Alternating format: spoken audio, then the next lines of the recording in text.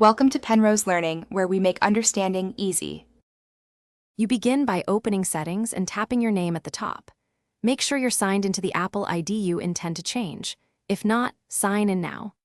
Once done, confirm two-factor authentication is enabled and the phone has a reliable internet connection because Apple requires verification. Also back up any critical data to iCloud or locally so you can recover settings tied to the account. Now that prerequisites are handled, move to Account Name Editing under Apple ID Details. You tap Name, Phone Numbers, Email inside your Apple ID page, then choose the field you want to change, usually the reachable at email or the name itself. Make the edits directly.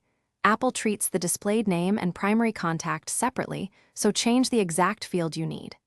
When you save, Apple will send a verification code to a trusted device or email. Enter that code promptly. Because this updates account identity across devices, expect short sync delays.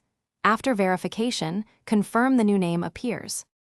You finish by checking the new iCloud username everywhere: Settings, Mail, FaceTime, and App Store.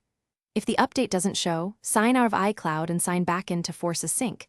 Make sure you have your password and any 2FA codes ready. For changing the actual Apple ID email or primary login, visit Apple. Apple.com or follow on-screen prompts. Sometimes the iPhone only updates display names. If you hit errors, restart the phone and, if still blocked, contact Apple support with account proof. Thanks for watching. If this was helpful, leave a like and consider subscribing. See you next time.